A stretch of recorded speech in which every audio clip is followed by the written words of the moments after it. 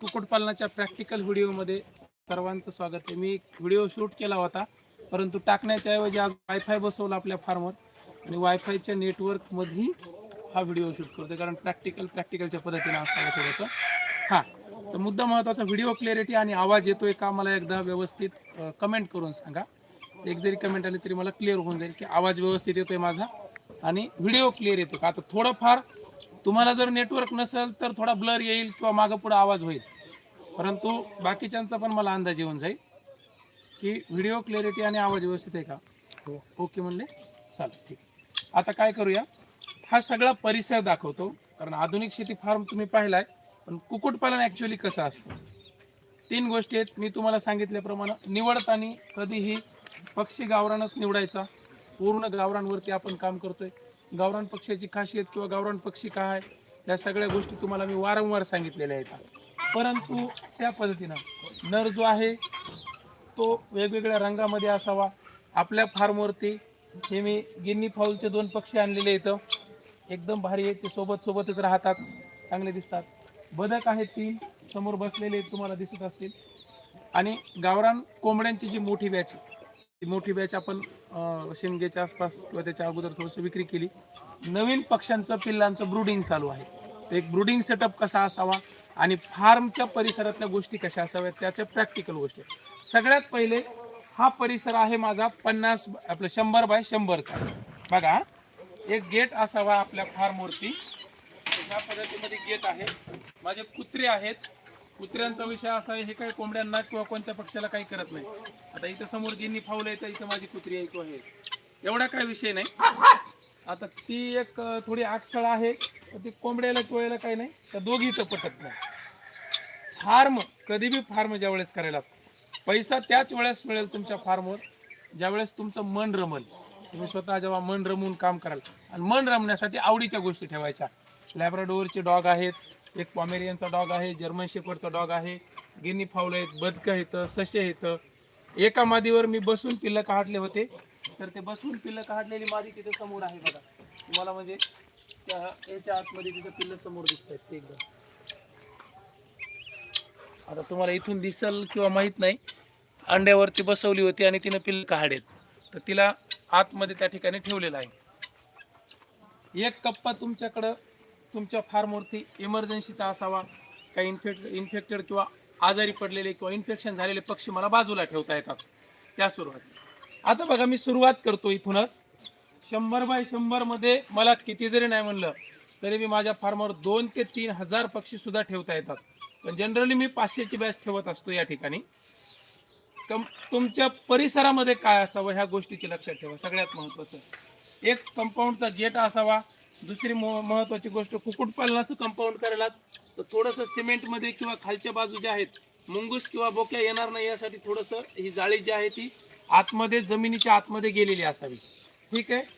त्याला सहसा एक ग्रीन लावलेली असावी, कारण कोंबड्यांना बाहेरचं दिसू नये. बाहेरचं दिसलं की कोंबड्या डिस्टर्ब होतात, त्याच्यामुळं त्या हिशोबानं. आणि हा परिसर पूर्ण जो आहे झाडांनी कव्हर केलेला असावा. उन्हाळ्यासारख्या कणकण दिवसामध्ये तुम्हाला झाडं असावं. आता मी जे लावलेले आहेत इथं चेरीचे झाडं आहेत ऑलरेडी. याची सावली मोठी असते आणि 2 गोष्टी आहेत, थोडं ग्रीन नेटची सावली बी आहे आणि पावसापासून संरक्षणासाठी दुसरा शेड पण आहे ताडपत्रीवाला, म्हणजे बाहेरच्या परिसरामध्ये मोकळ्या. आता इथं दुसरा एक मुद्दा आहे तुम्हाला लक्षात येईल. ज्यावेळेस मला ही जोडी बघा, ही सगळंच राहते. आता अख्ख्या व्हिडिओमध्ये तुम्हाला दाखवतो. अख्ख्या व्हिडिओमध्ये मी जिथं जिथं जाईल तिथे तिथे हे संघ येणार. ह्या पक्ष्यांचा एक स्वभाव गुण बघा. आता ही जी जाळी आहे, इथं मी सिमेंटचे पोल वापरलेत आणि सिमेंटच्या पोलला 2 इंचीचा गाला असलेली जाळी आहे. आता सिमेंटचा पोल आहे 5 फुटी, 2 फुटाच्या आसपास किंवा 2-2.5 फूट खाली जमिनीमध्ये गेलाय आणि तिथून वरती हा जवळपास 5 फुटाच्या हाईटला वरती आहे. इथं जाळी संपल्याच्या नंतर वरी साधी मुर्गा नेट आहे, नायलॉनची एक नेट असते. आता ही मुर्गा नेट पुन्हा इथून 5 फुटाच्या आसपास वरी आहे, 4-5 फूट. म्हणजे ही याच्यामुळं, कारण एकदा पक्ष्याला सवय लागूस तर तो पक्षी उडून बाहेर जाणार नाही, त्याच्यामुळे तुम्हाला ही लावावी लागणार. मग ही लावण्यासाठी तुम्ही थोडेफार असे बांबू याच्यावरती छोटे बांबू बांधले तरी बी चालते. एकदा तुमचा पक्षी जर सेट झाला तर तुम्हाला याची गरज नाही. पण लक्षात राहू द्या. आता गाला जो आहे तो थोडा कमी पण घेऊ शकता. मी इथं जवळपास 2 इंचीचा गाला घेतलाय. तुम्ही 1.5 इंचीचा किंवा 1 इंचीचा गाला सुद्धा घेऊ शकता. याला सुद्धा ग्रीन नेट लावा. बाहेरचा डिस्टर्बन्स आपल्या पक्षाला होणार नाही. ही काही महाग नसते. आता या सिमेंटच्या पोलमध्ये काय जण म्हणतात हे मजबूत आहेत नाहीत काय गोष्टी. माझ्या फार्मला 4 वर्ष व्हायले. 4 वर्षामध्ये याला कसल्याही स्वरूपात काहीही प्रॉब्लेम आलेला नाही. आता त्याच्यावरून तुम्ही अंदाज बांधा. लैला मागे लागू नको बाई, गप्पा बस. हा झाला कंपाऊंडचा विषय क्लिअर. इथं खाली रवायचं जाळी थोडीशी जमिनीच्या आतमध्ये. या परिसरामध्ये पूर्ण तुमच्या बघा. आता मी कुत्र्याचा पिंजरा एक ठेवलेला आहे. माझे बदक राजहंस जे आहेत ते तुम्हाला म्हणलं होतं तुमच्या आवडीनिवडीनुसार आणि आपल्याला गोष्टी फार मोर करमलं पाहिजे त्या हिशोबानं राजहंसाच्या 2 जोड्या बदकाच्या आणून ठेवलेल्या आहेत. एक म्हणजे 2 जोड्या होत्या, त्यातला एक नर थोडा काही कारणानं वारला. काही कारणानं म्हणजे आमच्या दुसऱ्या आक्षाळ कुत्रीनं मुडकच फाटलं त्याचं. एक सावलीसाठी बनवलेला आहे बघा. सिमेंटचे पोल आपल्याकडे भेटतात. त्या सिमेंटच्या पोलला ग्रीन नेट टाकून आम्ही एक सावलीसाठी बनवतो. आता याच्यात एक प्रॉब्लेम असा झालता, आम्ही हे लाकडामध्ये केलं होतं. पावसाळ्यामुळे थोडंसं 2-3 पावसाळे खाल्ल्यावर लाकूड कुजतो, कारण हे उघडं आहे ना. ते कुजल्यामुळं लाकूड तुटलं होतं आणि ते निसटलं होतं. त्याला परत बांधाबांधी केली. तर सहसा बाहेर करतायत तर लोखंडी पोलमध्ये करा. लोखंडी पाईप किंवा हे जर वापरला तर सगळ्यात सोपा. बाकी एक टॉयलेट एक बाथरूम आपल्याकडे असावं आपल्या आपल्या परिसरामध्ये जे. आता थोडंसं मी मुद्दा येतो ड्रिंकर. आता इथं बघा 2 गोष्टी तुम्हाला अजून एकदा दाखवतो. म्हणजे कुक्कुटपालनामध्ये कोंबडी या परिसरामध्ये हे पाण्याचे ड्रिंकर आहे. हे पाण्याचे ड्रिंकर दिवसभरामध्ये वापरल्यामुळे थोडेसे होऊ शकतात. ते खालचं पाणी बदलून लगेच तुम्ही ठेवू शकता. त्याच्यामध्ये जेवढं लागतं तेवढं पाणी पडतंय आणि हे बाहेरच्या पक्ष्यांना त्रास होतो. दुसरी गोष्ट आमच्याकडे आहे हॉस्टेल. मी तुम्हाला मागे सांगितल्याप्रमाणे माझं गुरुकुल आहे. त्या गुरुकुलाचं जे काही खरकटं उरतं तर ते आम्ही याच्यात आणून टाकतो. याच्यामध्ये वरण टाकलं होतं काल भरून. वरण उरलेलं वरण टाकलं होतं. तर वरण सगळं कोंबड्यांनी खाल्लंय आणि याच्यामध्ये आता हे अशा गोष्टी मार्केट वेस्ट, हॉटेल वेस्ट आणि भाजीपाला वेस्ट. आता आम्ही खाल्लेले टरबूज, तुम्हाला एक उदाहरण दाखवतो. टरबुजाच्या फोडीमधलं सगळं टरबूज त्या कोंबड्यांनी याच्यातलं जेवढं लागतं तेवढं खाल्लं. आता हे पक्षी बी मगाशी सकाळी टाकल्याबरोबर दुपारपर्यंत त्या टरबुजाच्या फोडीमधलं काही उरणार नाही. टमाटो, गोबी, पत्ता, पालक, कोथिंबीर, मेथी, तुमच्याकडचं जे भाजीपाला असते जो मार्केटमध्ये वेस्ट होतो पडतो. शेवटी कोंबडीचं नेचर आहे सडलेलं, नासलेलं किंवा खराब झालेलं खाण्याचं. त्याच्यामुळं तो इथं आणून टाकल्याच्या नंतर ते खातात आणि आवडीनं खातात. बळजबरी म्हणून नाही, त्यांचं ते खाद्य आहे. तर ते आणून टाकत जा, काहीही प्रॉब्लेम नाही. ठीक आहे. आता थोडंसं तुम्हाला शेडच्या बाबतीत सांगतो. कुक्कुटपालनासाठी जो शेड आहे मी तुम्हाला सांगितल्याप्रमाणे हा पूर्व पश्चिम असावा. हा माझा 40 बाय 20 चा शेड आहे. किती? 40 बाय 20. ते कॅन आहे गाडीमध्ये आणि ती कॅन गाडीतली त्याच्यात दूध टाकून घरी दे आणि आवरून लगेच मग आपल्याला तिकडे सुटायचं. हो गुळ्याकडे जाऊ आपण. एक पिकअप आणू. तू चहा पाणी करून आवर, मग मी येतो गाडी घेऊन. हा मुद्दा येतो शेडवरती. शेड आहे 20 बाय 40. आता याची संरचना गाडीमध्ये कारमध्ये याची संरचना बघा. इथं आहे गेट. आता गेट थोडासा मी मोठा ठेवलाय आणि जाळीवाला ठेवलाय कडी मारण्याच्या नंतर. आता थोडं जवळ येईल. इथं सेम मी तुम्हाला सांगितल्याप्रमाणे वायपोल वापरलेत सिमेंटचे. आता वायपोल हा आहे 8 फुटाचा. जमिनीमध्ये 2 फूट गेलाय आणि वरती हा जवळपास आता 6 फूट आहे. हा झाला साईडचा, हे साईडचं असे सेम मधले. आता हा वायपोल रवल्याच्या नंतर हे आहेत 8 फुटावरती. 8×5 = 40 म्हणजे 5 या बाजूला पोल लागले मला. 5 पोल मध्ये आणि 5 पोल पलीकडे. इथं एक पोल, इथे एक पोल, तिथे एक पोल. त्या पोलवरती मी आडू टाकलेला आहे. एक लाकडी आडू ज्याला म्हणतात का तो समांतर. आणि त्याच्यावर सगळी संरचना उभी केलेली आहे. जमिनी लगत हे पत्तर जे आहे 16 फुटाचं पत्तर फक्त ह्या पोलला एका नटामध्ये फिट केलंय. इथं जे हुक असतो, आता हा हुक आहे, आतून अडकून घेतला आणि इथं फक्त नट फिट केला याला होल मारून. मला कसल्याही स्वरूपाची अतिरिक्त फिटिंग लागली नाही. एवढ्या फिटिंग वरती मी हा पूर्ण शेड उभारलाय. आता हे आडू टाकल्यावर त्याच्यावर बांबू आथरले आणि काही लाकडाचा सपोर्ट दिला आणि त्याच्यावरती मी ऊसाची पाचट वापरली. कारण ऊसाची पाचट किमान 3 ते 4 डिग्री 5 डिग्री पर्यंत टेम्परेचर मेंटेन करते. उन्हाळ्यामध्ये ती गरमीमध्ये जाणवतच नाही. हिवाळ्यामध्ये आतमध्ये उबदारपणा जाणवतो. मग हे पाचट वापरल्याच्या नंतर त्याच्यावर वापरली ताडपत्री. तुमच्याकडे ताडपत्री म्हणा किंवा तुम्ही टारप्लिन म्हणतंय, कोणी कोणी कागद म्हणतंय, कोणी प्लास्टिक म्हणतंय. शेततळ्याला जे वापरतात का ती क्वालिटी मी इथं वापरली आणि 4 वर्षापासून एकही थेंब माझ्या शेडच्या आतमध्ये गळत नाही. तुमच्या ह्या कन्सेप्ट क्लिअर असाव्या. एकही थेंब गळत नाही 4 वर्षापासून. म्हणून ही 500 GSM किंवा 500 मायक्रॉन का 500 GSM मला कन्फर्म नाही, पण ही सगळ्यात जाड ताडपत्री आहे आणि ह्याची क्वालिटी चांगली असल्यामुळे काही प्रॉब्लेम नाही. आता थोडासा आतमध्ये जाऊ आपण. माझ्याकडं पक्ष्यांची ब्रूडिंग चालू आहे. जवळपास 25-26 दिवस झाले तर, आणि त्या पक्ष्यांची बॅच आता जवळपास 425 पक्षी असतील. या दरवाजा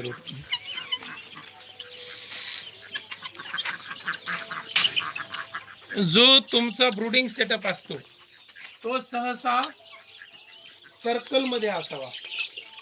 सर्कल मध्ये म्हणजे गोलाकार. कोपरे जर असतील तर पक्षी एकमेकाच्या अंगावर बसतात आणि अंगावर बसल्याच्या नंतर पक्षी मरू शकतात, मरतातच, तुडवतात पक्षी एकमेकांना. बरोबर आहे. आता हे सर्कल मध्ये अशा पद्धतीने जर ठेवलं, इथं फीडर आहेत, ड्रिंकर आहेत आणि लाईटची व्यवस्था केलेली आहे. आणि खाली मी टाकलेला आहे तूस म्हणजे आता इथं काय तुम्ही थोडंफार तुमच्याकडे कुटार वगैरे जर असेल तर ते टाका वाटल्यास. फीडर मध्ये तुम्हाला ब्रूडिंग साठी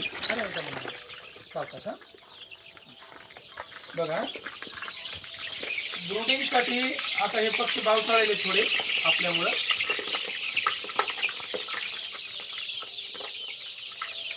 बघा, लाईटची व्यवस्था मी सांगितल्याप्रमाणे, पाण्याचे ड्रिंकर आतमध्ये आणि पाण्याचे ड्रिंकर त्यांच्या संख्येनुसार 50, 60, 70च्या आसपास संख्या असेल तर एक ड्रिंकर असावा.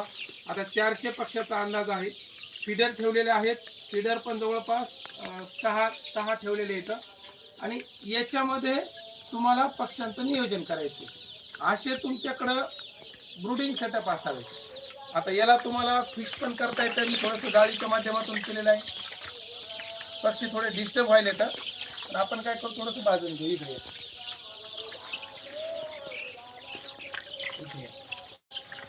आता एक गोष्ट लक्षात ठेवा, कुक्कुटपालनाच्या ब्रूडिंग सेटअपच्या संदर्भात मी मागे सांगितली होती, लाईटची व्यवस्था जर तुमच्याकडे असेल तर चांगली गोष्ट, नसेल तर करावी लागेल. कारण त्यांना पक्षी मरण्याचा धोका असतो.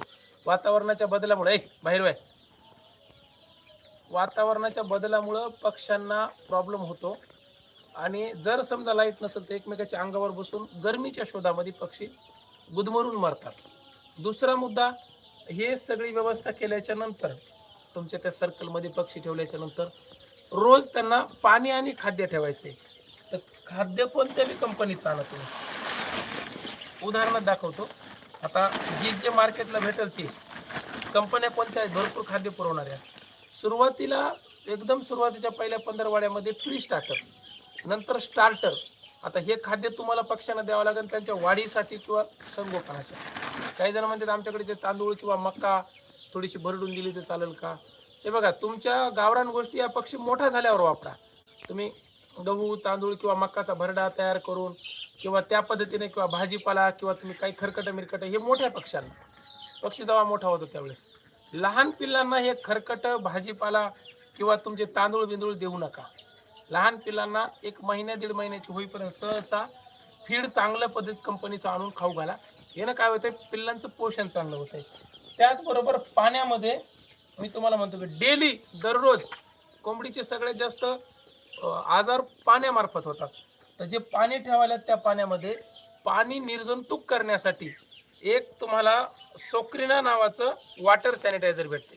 तर हे आहे ते सोक्रिना. इथं सेफगार्ड किंवा सोक्रिना काही वापरू शकता, वेगवेगळे वॉटर सॅनिटायझर आहेत.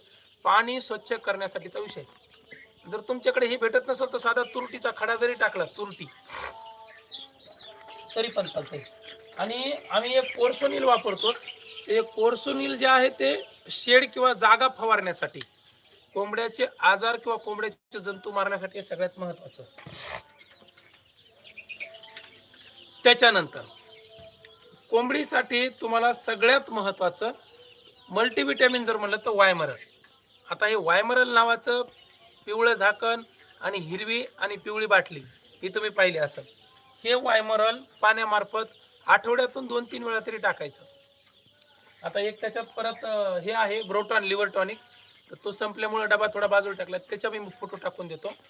हे तुम्हाला कंपल्सरी देणे आहेत. आणि ह्याच्यामध्ये चालूमध्ये तुम्हाला अँटीबायोटिक्स वापरावं लागतात. अँटीबायोटिक्स हे तुम्हाला कंपन्यांचे असतात वेगवेगळ्या, म्हणून मी तुम्हाला अँटीबायोटिकचे हे दाखवणार नाही. पण लिक्झन, आता लिक्झनची पुडी तुम्हाला मी लिक्झनची पुडी दाखवतो.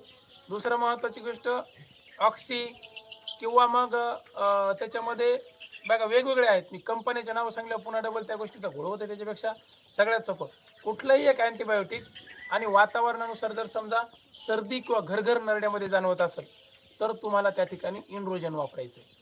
नावं लक्षात ठेवा, मी फोटो टाकतो तुम्हाला ग्रुपवरती. हे इन्ड्रोजन पाण्यामार्फत द्यावं लागतं. याच्यानंतर एक महत्त्वाचा मुद्दा येतो वॅक्सिनेशन्स. मी तुम्हाला लसीकरण हा मुद्दा सांगितला होता.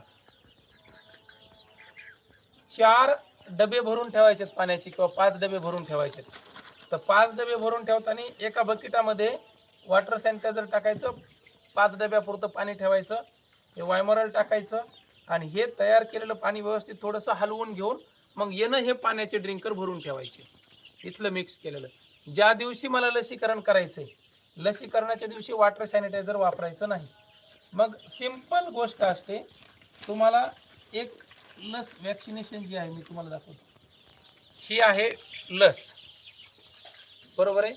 ही लाईव्ह वॅक्सिन असते, लाईव्ह 500 पिल्लांची असते. आता 400 होते म्हणून थोडंफार मागं पुढं होत आहे किंवा कधी. आता ही 500 पिल्लांची लस केवढ्याला असते बघा, याच्यावर सरळ दिली MRP 87 रुपये. ही महाग नसते. मग ही आणावं लागते बर्फामध्ये, आणि त्यावेळेस कधी बी हे बर्फामध्ये आणून ठेवायची आणि सकाळी सकाळी रामपाऱ्यामध्ये लस द्यायची. ज्या दिवशी मला लस द्यायची त्या दिवशी पाण्याचे डबे जे आहेत ते पाण्याचे ड्रिंकर रात्रीच्या 3 वाजता किंवा 2 वाजताच काढून घ्यायचे आणि काढून घेतल्यावर स्वच्छ धुवून कोरडे करून ठेवायचे.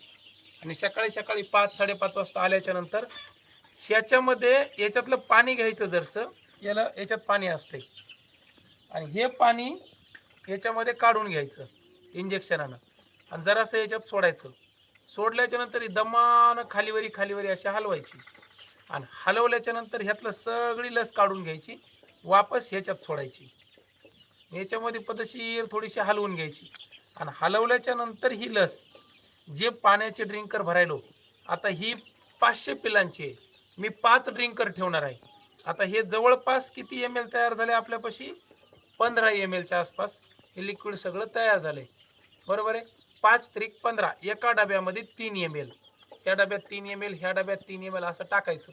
आता त्या दिवशी ज्या दिवशी लस ठेवायला त्या दिवशी वॉटर सॅनिटायझर वापरायचं नाही, पाण्यात काहीच टाकायचं नाही, फक्त लस त्या दिवशीच्या पाण्यामध्ये. आणि लस ही थंड ठिकाणी चांगली राहते, म्हणून ज्या दिवशी तुम्ही लस पाण्यात टाकाले त्या दिवशी जे पाणी आहे ते थंड असावं किंवा मग थोडे बर्फाचे तुकडे प्रत्येक डब्यामध्ये त्या ड्रिंकरमध्ये ठेवा. कारण 1-2 घंटे त्या पिल्लांना वेळ लागणार आहे प्यायला. 2 घंटे ती लस त्या पाण्यामध्ये जिवंत राहावी म्हणून पाण्यामध्ये थोडासा बर्फाचे तुकडे टाकायचे आणि लवकर पाणी प्यावं म्हणून थोडंसं काही जण दूध पावडर टाकतात, मिल्क पावडर असते, कारण त्या पावडरच्या वासानं, त्या दुधाच्या वासानं पिल्लू पटकन पाण्याकडे येते आणि ती लस पिऊन घेते. ही पाण्यामार्फत लस द्यायची सोपी पद्धत. आता ह्या पद्धतीनुसार तुम्ही वॅक्सिनेशन करायचं. वॅक्सिनेशन करताना लासोटा, गंभोरा, लासोटा 4ही लस ज्या आहेत तुम्ही एका आठवड्याच्या गॅपनं करावं लागतात. त्याचा चार्ट मी तुम्हाला टाकून देतो, फक्त ही पद्धत असावी. ज्या दिवशी लस द्यायला त्या दिवशी दुसरं काहीही औषधं वापरायचे नाही. आता लस दिल्याचे ड्रिंकर असे ठेवून द्यायचे, आतमध्ये ठेवून दिल्याच्या नंतर व्यवस्थित पाणी पितात सगळं. आता 24 दिवसाचा पक्षी झालाय माझा, अजून 5-6 दिवसाच्या नंतर आता वॅक्सिनेशन्स याचे जवळपास झाले. 24 दिवसाच्या नंतर आता एक 5-6 दिवसांना हा पक्षी मला थोडासा या मोकळ्या शेडमध्ये सेट करायचं. आता बरेच जण म्हणू लागले शेड थोडासा दाखवा. बघा माझा हा शेड मोठ्या पक्षाचा, थोडी इकडे जवळ. तुम्हाला मी लिक्झन पावडरची पुडी जी म्हणलं होतं तुम्हाला, तर ही आहे लिक्झन पावडरची पुडी. ही आपल्याकडं कंपल्सरी तुमच्या फार्मवरती असाव्यात. कारण येणं काय असतंय, आणि एखाद्या वेळेस लाल संडास करतात किंवा काही प्रॉब्लेम वाटायला लागला तर एक ॲम्प्रोलियम पावडर असते. ॲम्प्रोलियम पावडर पण तुम्ही देऊ शकता. याच्यात ऑक्सी आहे, याच्यात वेगवेगळं आहे. तर ते आजारानुसार आहे. आणि एक सगळ्यात महत्त्वाचं, गुळाचा खडा. तुमच्या फार्मवरती गुळाचा खडा, हे बघा, कंपल्सरी फार्मवर गुळाचा खडा पिल्लांसाठी ठेवायचा, हे गरजेचं आहे. आता ह्या शेडमध्ये इथं आतमध्ये माझ्या होते मोठे पक्षी. ही आले मोठ्या पक्ष्यांचा हा शेड आहे, पण मोठे पक्षी मी आता विक्री केलेत. त्याच्यामुळं या शेडमध्ये मी पिल्लांची ब्रूडिंग केली. असे माझ्याकडे 3 शेड आहेत कुक्कुटपालनासाठी. आता इथं मोठे पक्षी ज्या वेळेस होते त्यावेळेस मोठे पक्षी कसे राहायचे, पद्धतशीरपणे वरी ऊसाची पाचड, त्याला बांधी केलेली सुतळीनं, ते आडू. तुम्हाला मी आतली संरचना मध्ये कोबा केलेला आहे. आणि हे कोंबड्यांना बसण्यासाठी किंवा अंडे देण्यासाठी हे शिक्के केलेले आहेत. कोंबड्या याच्यात अंडे देतात. ह्या लाईनला आहेत बघा, आणि इकडल्या लाईनला पण पूर्ण जवळपास ह्या तिथपर्यंत. आणि ही वरती जी तुम्हाला पाहिली होती तुम्ही ऊसाची पाचड या पद्धतीने लावलेली.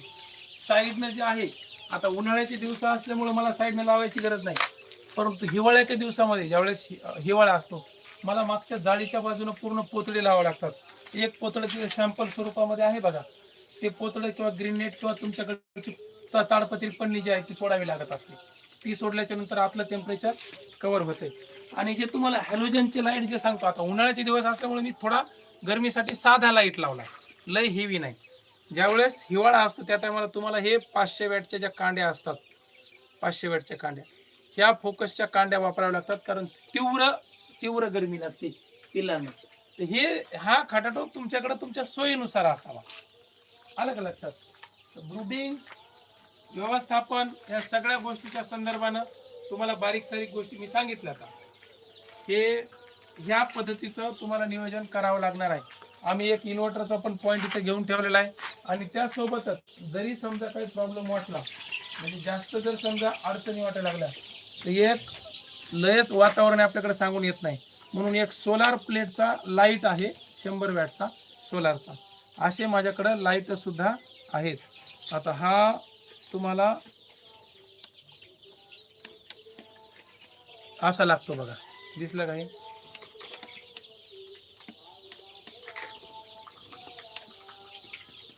लागला होता ना. या पद्धतीचा सोलारचा लाईट पण असावा, जेणेकरून तुम्हाला आडी अडचणीत होत नाही. वेनम मूर्खावानी त्याच्यासंग भांडणं खेळण्या पा, मुंडक्या पाय देईन तो या मी. काऊन त्याला बेजार करायला तू सारखा सारखा? तू तो राहाय ना गपचिप.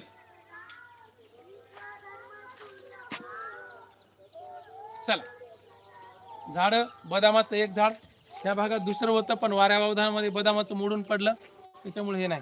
आतल्या परिसरामध्ये एक गुलमोहराचं मोठं आहे, त्याची पानझड झाली, बाकी याचे आहेत. आणि शेवगा जो आहे तो भरपूर असावा. माझ्या कंपाऊंडच्या बाजूला एक गोष्ट तुम्हाला दाखवतो. शेवग्याचे 7-8 झाडं आहेत ह्या भागात. इथून शेवग्याचा सगळा पाला पडतो. शेंगावरून लक्षात आलं असेल तुमच्या, सध्या झाडा झाला हा पडलेला पाला बी त्याला खायला सोपा. आणि पूर्ण कंपाऊंडच्या बाहेरून बघा, सुबाबळ, शेवगा आणि हादगा याचं पूर्ण झाडी आहे त्या परिसरापर्यंत तिथपर्यंत. आणि तिथं लिंबाचे झाडं. म्हणजे हा तुमच्या फार्मला उन्हापासून वाचवण्यासाठी सगळ्यात महत्त्वाचं. कंपाऊंडच्या बाहेर ह्या सुबाबळीच्या किंवा याच्या अशी झाडी तुमच्या असलीच पाहिजे. येणं आतमध्ये प्रत्यक्ष सावली राहत असते. अशा स्वरूपातला शेड असावा. ज्यावेळेस पावसाच्या टायमाला येतात दिवस, त्या टायमाला मी तुम्हाला म्हणलं तसं एक पलीकडे आमचा शेड आहे, परंतु इथे पण समोरच्या भागात पण एक तुम्हाला म्हणजे ताडपत्रीचा एक करून ठेवलेला आहे. तर ह्या पद्धतीने आहे बघा. कंपाऊंड, जाळी, संगोपन या संदर्भात जर काय अडचणी असतील तर आता वहीच्या पानावर लिहून ठेवा. तुमच्या मनात ह्या प्रॅक्टिकलच्या बाबतीत काही जर शंका राहिली असतील तर त्या आपण त्या प्रश्नोत्तराच्या दिवशी त्याचे शंका समाधान करून घेऊ. थांबूया. धन्यवाद.